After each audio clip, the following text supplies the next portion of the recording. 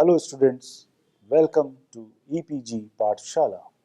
I am Dr. Gaurav Shah from Banaras Hindu University, Varanasi. Today we are going to talk on module role conflicts professional versus personal under the paper Women, Media and Films. This module is structured to introduce you to the concept of different roles one has to play in life and the concept of conflict. After studying this module, you should be able to explain what the term role means, explain what the term conflict means, identify the different roles that women have to play in their lives, identify the processes of socialization which have shaped the women's social roles, identify and discuss the conflicts that could arise in their minds and lives when playing different roles, discuss the impact these conflicts have on women in media, and lastly, vice versa, the impact the media has on the resolution or igniting of the conflicts. Now, let me put you before the introduction part of the module. Till now, we have seen how the women have been depicted by media, how the women were believed to be in mythology, how they have been depicted in literature, and the rise of women as journalists, editors, and owners of media. But despite all this, you have also seen how patriarchy continues to dominate the society, and in spite of all the growth and development, there is status quo in most parts of our society. In this module, we are going to see that due to this status quo, the women are facing several problems. Though they have been encouraged to step out of their houses for their careers and professions, there is still that string that pulls them behind from their professions and careers because there is a conflict in different roles they play. Roles women plays. Role is the duties and responsibilities that a person takes on while interfacing with different social systems. As we can see, the figure shows women's interface with different social systems. The units at each of the platforms are women and society, neighbors, locality, friend circle, women and workplace, colleagues, boss, superboss, subordinates, superiors, women and family, in-laws, husband, children, parents, siblings. Any human being may be at the same time a parent of someone, a child of someone, a sibling of someone else, someone's friend, an employee elsewhere, someone's superior, someone's subordinate, and so on. When this interface is in relation to the home and society, we can say that it is a personal role. When the interface is related to the office and official requirements, then it is called the professional role. Professional roles. A woman working in the media can be a journalist, a camera person, an editor, an office assistant, a costume designer, a makeup artist, or a junior artist, a singer, a dancer, etc. These are her professional roles. She is required to be professional and she has to reach her workplace on time and have her work completed to show to her superiors. As a journalist, she is required to reach the sites wherever she has to report from, be it day or night, hot or cold. It is possible that a friend of hers is involved in the story she is covering. She has to forget that and cover the story. There is every possibility that she is required to be at home to put her children to sleep, but her professional role doesn't allow her to do so. There are several other such roles that a woman plays. She may be a teacher, she may be a lawyer, she may be a doctor, and she may be a technocrat. In each of these roles, she has specific responsibilities to fulfill. Personal role. At home, a woman is someone's daughter in law, someone's sister, than another person's sister in law. She may be a mother, an aunt, wife, and also the lady of a house. In all these roles, there are specific responsibilities she has to fulfill. As a daughter, she is supposed to look after her parents. As a daughter in law, she is supposed to look after her parents in law. It must be that all such locations are having physical distances to cover. Conflict, and where does it occur? Conflict may be said to be a struggle, contest between opposing needs, ideas, values, or goals of people. Let us take the example of two friends in a school. Being in different sections, both were toppers of their classes. But as they were promoted to higher classes, the sections were reduced to a single class. Now both had the goal of becoming the topper of the class, and this is where conflict occurs. Role conflict, meaning and characteristics. Is it fair to think we can slip into just one of these roles when doing a specific task? Hardly. We are an accumulation of all our experiences, past and present, and how we react to life is determined by this shaping. Let me discuss some case studies with you. The first case study is uh, there is a girl or a woman named Sunita. Sunita works as an office assistant in a public sector bank in Chandigarh. She is considered to be a good worker, and so all her superiors look for her whenever they have to give some dictation and typing work. Suresh had also joined the bank at the same day, but he shirked from work and preferred to move around listening, loitering, and chatting. Ultimately, most of the work landed up on Sunita's table, and she would do it efficiently. After a few years, she was recommended for promotion, but the bank policy said that one had to change station on a promotion, and she was posted to Delhi, which was a matter of envy for all her other colleagues. But, but to the surprise, Sunita was not happy as she should have been. Why? If she moved, the reason was if she moved to Delhi, what would happen to her children who were studying in a good school in Chandigarh? And if she left her mother in law behind, then who would look after her? Her husband, Rathore, had absolutely no idea of his mother's requirements. He would not be able to do the cooking, and even if a cook was hired for the home, Rathore didn't have the patience to get the children to do their homework. They would not be able to cope without her. That is why, when Rathore was posted to Jalandhar, there had been no problem. But with Sunita's transfer, things were different. What do you think she should do? Linda gets up early morning, 4 a.m. every day. She has to make the tiffin for her two sons studying in the second and fourth standard in school.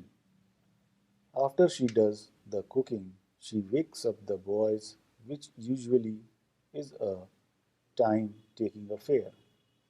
They do not like getting up so early, but the bus comes at 6 a.m. and she cannot afford that they miss it.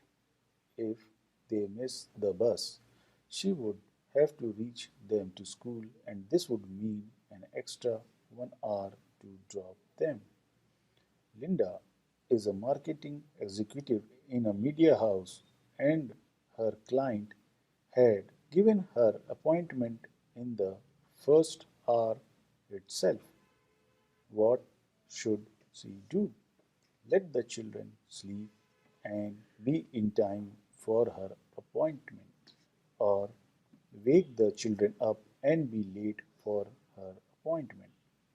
She has to make food for her in laws, and that too before she leaves for work. Tabassum is an Ayurveda doctor. Her husband, who is also a doctor, wanted her to do her MBA so that they could manage a polyclinic together. She won the gold medal for MBA on returning home after completing her business studies. She appeared for the Teachers' National Eligibility Test and was awarded the UGC Fellowship. Sabnam joined research for PhD in the Banaras Hindu University. Her family lived 30 kilometers away from the university, which took her over 2.5 hours one way of travel. She was not allowed to reside in the university hostel because she had to do the household chores also. When there were academic seminars and conferences, Tabassum was never able to participate because of her work at home. She was always reprimanded on this, and her research work began to suffer. At the same time, when she returned after the long day's work, the in laws at home would sarcastically say that she has finally reached home after having enjoyed herself out, she better do some housework. She was in a dilemma due to the two roles she had to play, one as the research fellow and the other as the daughter in law come wife. A study conducted recently examined the conflict that married women experienced between their work and personal roles in family and analyzed how they cope. The data obtained from 82 professional women from 6 research institutes established that married women experienced work family conflict with varying degrees in trying to meet the expectations of work and family roles. In managing the work family conflict, the women tried to cope by 1. Reactive role behavior, and 2. Personal role definition by modifying their own attitudes and perceptions of the role expectations. These two strategies are generally adopted than structural role expectation, which means changing the expectations of members in the role, such as family members, colleagues, and leaders at the workplace and society. The implications of these findings for working women are that the surrounding does not change. One has to undertake steps to adjust and redefine one's role to survive and be successful. Did you know? Hall's 1972 model of coping with role conflicts was found to be useful in analyzing the coping behavior of a focal person experiencing work family role conflict. Did you know?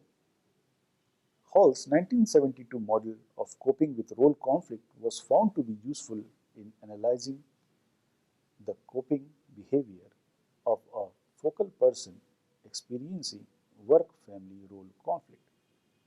In the end, the study states the following conclusions. The married working women experience work family conflict in trying to meet the expectations of work and family roles. In managing the conflict arising from the expectations of multiple roles, the women tended to cope through reactive role behavior and personal role definition more than structural role definition.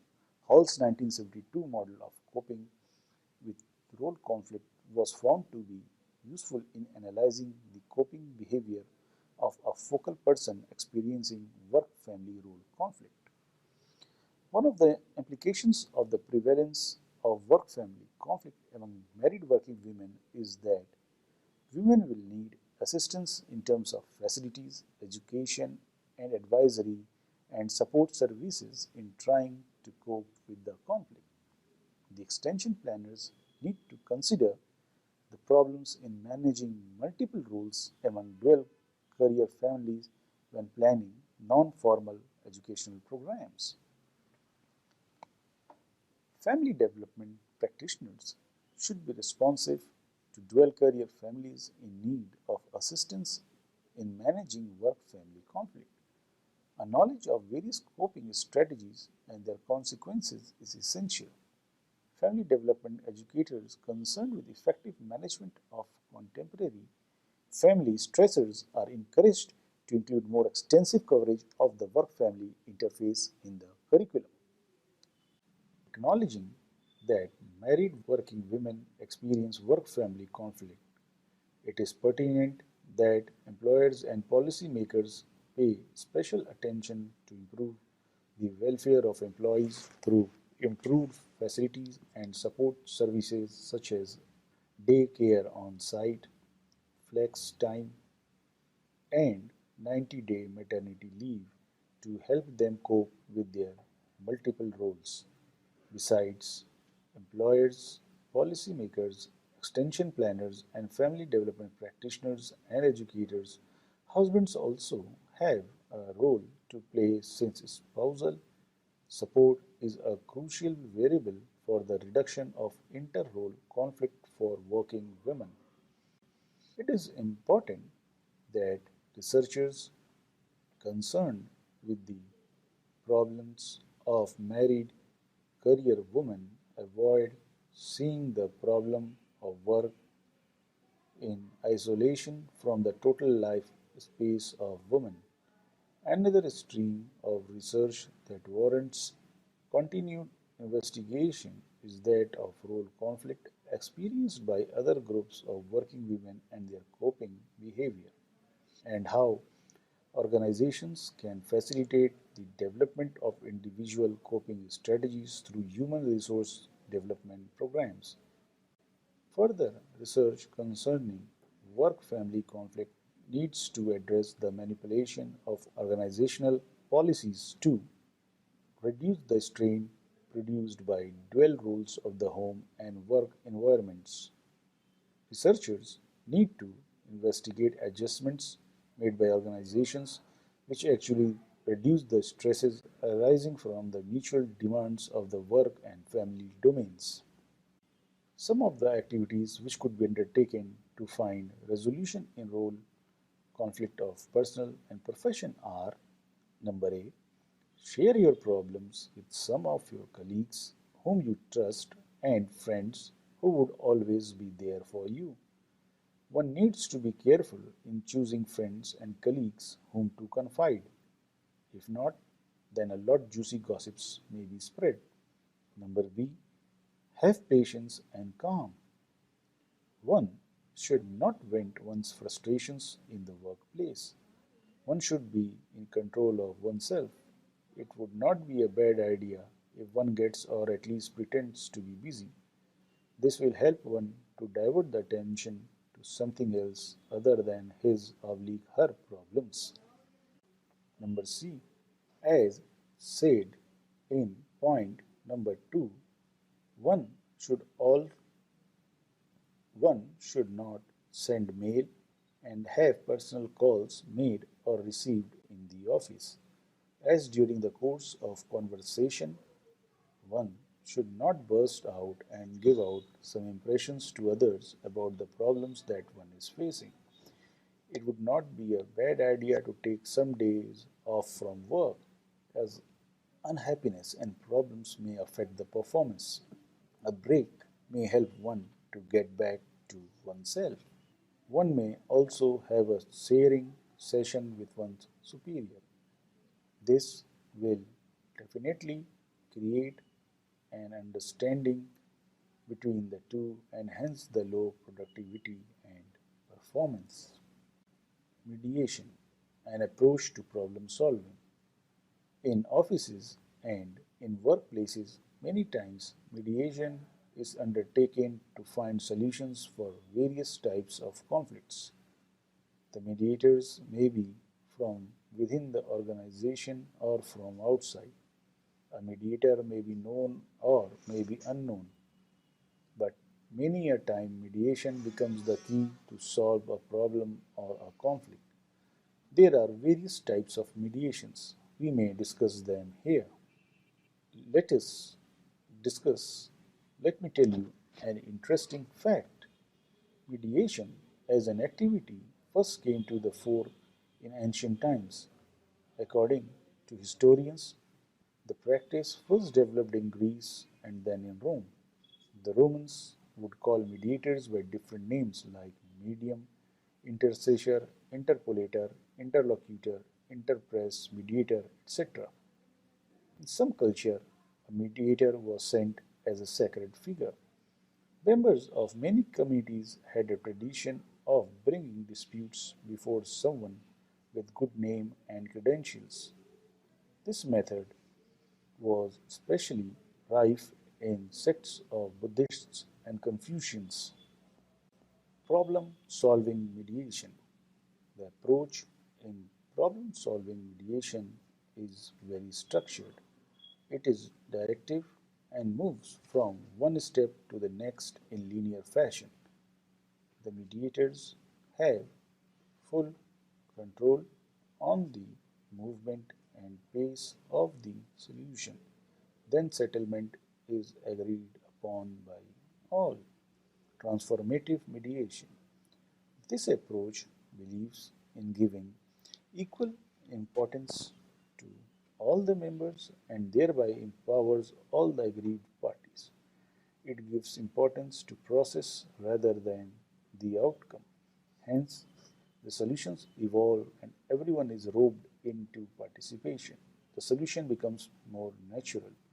The outcome is never forced on an individual. Did you know transformative mediation was first articulated by Robert A. Bush and Joseph P. Folger in The Promise of Mediation in 1994? Stages of conflict. The industrial sector many a time follow this method of solution. It believes that any conflict or problem passes through stages such as discomfort, incident, misunderstanding, tension, and crisis. The superior must be always alert and identify the problem and nip it in bud. It must not be allowed to move to the last stage or the point of crisis. Crisis is always hard to solve. Complex conflict. This type of mediation suggests that the problem is to be mapped through a sketch which should clearly depict the issue, players, concerns, or needs and concretize the needs. The mapping really helps. Currently, many women pursue careers while having a family. The women, after having obtained adequate education qualifications, are becoming professionals since they want to pursue both their family life as well as the career. They therefore are constrained to strike a balance between the two. Work family conflict has become a natural issue for the careerist woman. Many methods have been tried out to solve this problem, but a satisfying compromise has yet to be reached by all the parties. The concept that has surfaced in this sharing is that flexibility will have to be the key. The family members, the colleagues at the workplaces, the superiors, and the women employees themselves will have to be open to adjustments without compromising the quality of the performance and the quantum of work. A golden point of convergence of the interest of all parties will have to be arrived at. One must have an open mind and ability to listen to others will bring in that flexibility. So students, let us now summarize what we have learned in this module. A working woman is always faced with the challenge of balancing her personal and professional roles. While in her professional role, she has to take care of her family members and children if she has any. She has to cope with the pressure of meeting deadline and produce quality work in her professional role. According to the studies, it has been found that women, married women in particular, experience work-family conflict with varying degrees in trying to meet the expectations of work and family roles. The conflict, though, can be solved if people from both family, and office understand the kind of challenges a working woman faces and show flexibility in dealing with her. Many companies use different mediation methods to help women in solving these conflicts. Women should also take certain steps and find a middle path to keep their family as well as professional life afloat. Thank you.